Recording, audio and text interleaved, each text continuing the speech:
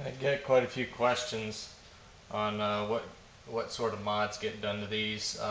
This is a Husqvarna 350 I built. It's for fun. I have a couple videos on it. I built it basically as a sleeper saw to smoke 346s. What I did to this, and this is not a wood saw. It's a toy kind of. Um, It'll probably run quite a few hours, but it's kind of a hot wood sport.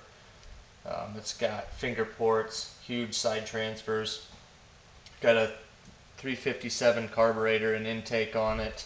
The elbow has been ground out for more room, better flow. The caps were removed. This particular one has a different piston in it. This is the piston that was running in it. I couldn't source a brand new one that I wanted, so I put a used one in it to get it up and running for the build off.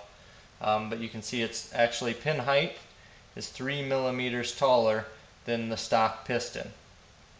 So what had to be done is I got a good buddy down south machined me a spacer to lift the cylinder. Let's see if it doesn't pop off. To lift the cylinder 3 millimeter.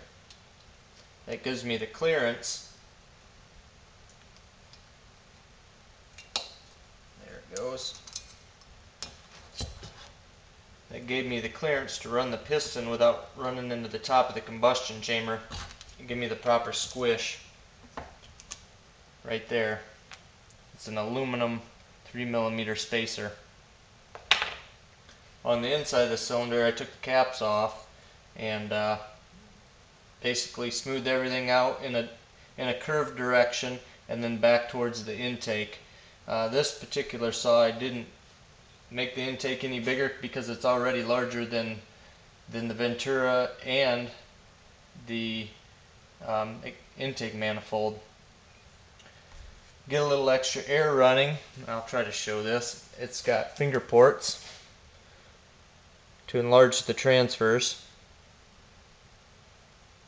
Let's see if I can get that to zoom. Focus.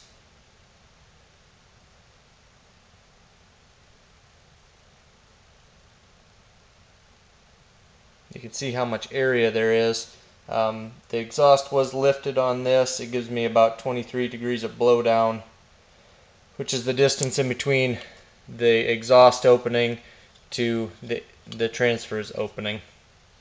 As you can see that I got quite a bit of area there for transfer. The exhaust is quite a bit bigger. I didn't go that wide because I spun the piston around. The ring ends on this one are far enough apart that I put them on the exhaust side, and it was plenty wide for my exhaust. That way I didn't have ring ends on the intake side, and I could run my finger ports up the back without worrying about catching a ring. Just in contrast, this is the stock exhaust on a 353 cylinder, and that's the new one, and the transfers, the size of them. But I got this down today because I did find a piston new on eBay. It was a McCulloch Titan 50 piston with thin rings. You can see the difference in the size of a thick ring to a thin ring.